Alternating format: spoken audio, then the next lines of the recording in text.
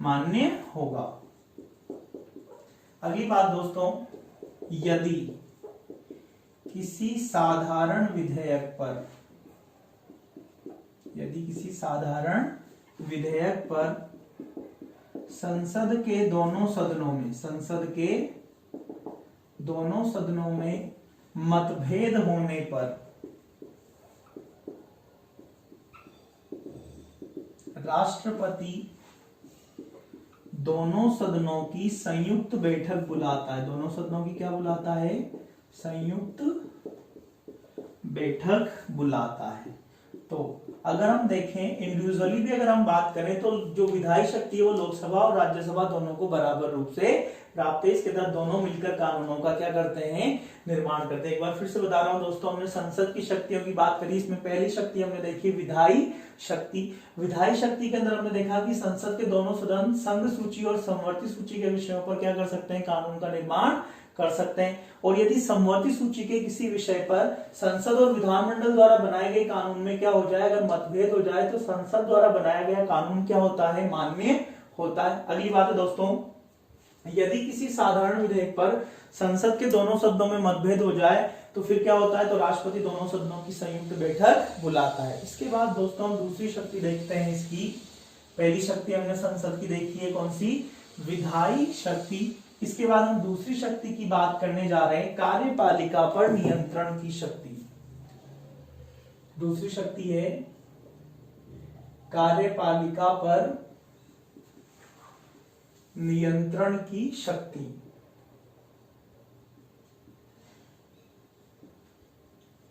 इसी को प्रशासनिक शक्ति भी हम कह सकते हैं। प्रशासनिक शक्ति भी इसको कहा जा सकता है। अगर हम इसकी बात करें, कार्यपालिका पर नियंत्रण की शक्ति की बात करें, तो देखो दोस्तों, भारत में संसदीय शासन प्रणाली है। भारत में क्या है? संसदीय शासन प्रणाली है। अतः प्रधानमंत्री और उसकी मंत्री परिषद के सदस्य, प्रधानमंत्री और उसकी मंत्री परिषद के सदस्य सामूहिक रूप से लोकसभा के प्रति उत्तरदायी होते हैं। सामूहिक रूप से किसके प्रति उत्तरदायी होते हैं? लोकसभा के प्रति उत्तरदायी होते हैं। यहां राज्यसभा के प्रति उत्तरदायी नहीं होते। राज्यसभा के प्रति उत्तरदायी नहीं होते। अतः यह शक्ति केवल लोकसभा को प्राप्त है, राज्यसभा को प्राप्त नहीं है। या हम ये कह सकते हैं कि आंशिक रूप से प्राप्त है, क्योंकि राज्यसभा भी मंत्रिपरिषद के सदस्यों से प्रश्न पूछ सकती है। बस इतना सा काम राज्यसभा कर सकती है। तो हमने दूसरी शक्ति देखी है कार्यपालिका पर नियंत्रण की शक्ति या प्रशासनिक शक्ति। इसमें हमने देखा कि भारत में कौन सी शासन प्रणाली है? संसदीय शासन प्रणाली है। अतः प्रधानमंत्री और उसकी मंत्रिपरिषद के सदस्य सामूहिक रूप से किसके प्रति उत्तरदायी होते हैं? लोकसभा के प्रति उत्तरदायी होते हैं, या राज्यसभा के प्रति उत्तरदायी नहीं होते। अतः शक्ति पूर्ण रूप से किसके पास है? केवल लोकसभा के पास है। इसके बाद दोस्तों हम तीसरी शक्ति की बात करने जा रहे हैं, संसद की वित्तीय शक्ति। संसद की वित्तीय शक्ति।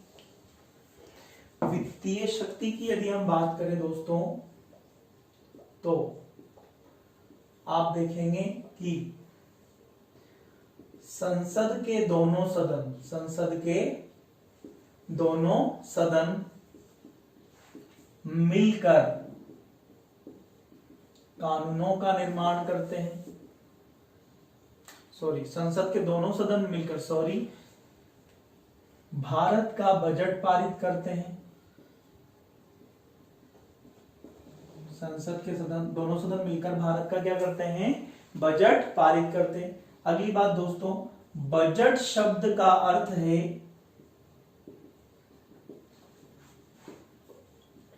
देश के आय और व्यय का वार्षिक वित्तीय विवरण क्या कहलाता है? बजट कहलाता है। अगली बात दोस्तों, धन विधेयक को लोकसभा में शुरू किया जाता है। धन विधेयक को लोकसभा में क्या किया जाता है? शुरू किया जाता है। राज्यसभा इसे केवल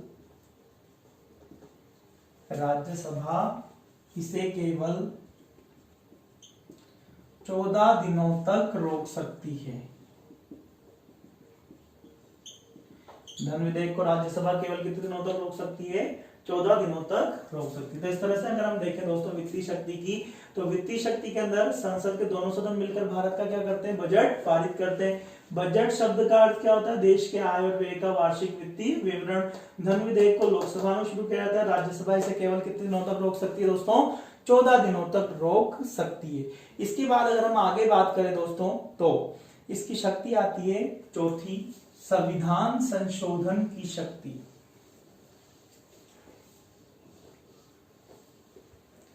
संविधान संशोधन की शक्ति।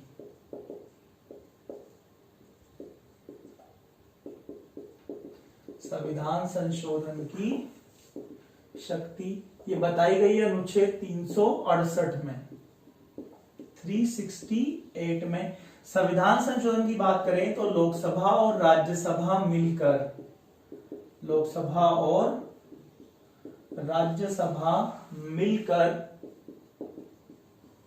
संविधान में संशोधन करते हैं। लोकसभा और राज्यसभा मिलकर संविधान में क्या करते हैं दोस्तों? संशोधन करते हैं। और संविधान संशोधन अंतिम रूप से राष्ट्रपति के हस्ताक्षर के बाद होता है।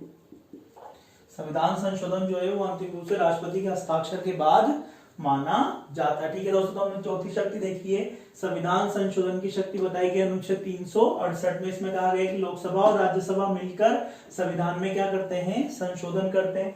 यदि संविधान संशोधन विधेयक जो है उसको अंतिम रूप से राष्ट्रपति के हस्ताक्षर के बाद ही वो कंप्लीट होता है, पूरा होता है। इसके बाद हम इसकी पांचवी शक्ति देखने जा रहे हैं, निर्वाचन की शक्ति।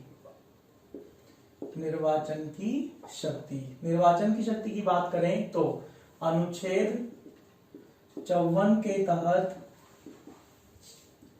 लोकसभा और राज्यसभा राष्ट्रपति के चुनाव में निर्वाचक मंडल होते हैं, जबकि अनुच्छेद 66 के तहत उपराष्ट्रपति का चुनाव लोकसभा और राज्यसभा दोनों करते हैं। लोकसभा और राज्यसभा दोनों करते हैं। तो ये शक्तियां हैं दोस्तों संसद की निर्वाचन की शक्ति है संसद की। ये किसका निर्वाचन करते हैं? अनुच्छेद 54 के तहत लोकसभा और राज्यसभा दोनों के सदस्य राष्ट्रपति के चुनाव में निर्वाचक मंडल होते हैं। इसमें एक विधानसभा के सदस्य और शामिल होते हैं। और अनुच्छेद 66 के तहत उपराष्ट्रपति का चुनाव भी कौन करते हैं? लोकसभा और राज्यसभा के सदस्य मिलकर करते हैं। अब दोस्तों एक महत्वपूर्ण बात है, राज्यसभा की एक विशेष शक्ति, उसके बारे में हम बात कर लेते हैं अलग से। राज्यसभा की विशेष शक्तियां हैं दो। राज्यसभा की दो विशेष शक्तियां। दोस्तों दो विशेष शक्तियां कौन कौन सी? तो पहली शक्ति है बताई गई अनुच्छेद 249 में। अनुच्छेद 249 में कहा गया कि राज्यसभा राज्य सूची के किसी भी विषय को, राज्यसभा राज्य सूची के किसी भी विषय को राष्ट्रीय महत्व का घोषित कर सकती है। राष्ट्रीय महत्व का घोषित कर सकती है। इसके बाद उस विषय पर कानून बनाने का अधिकार, इसके बाद उस विषय पर कानून बनाने का अधिकार संसद को प्राप्त हो जाता है।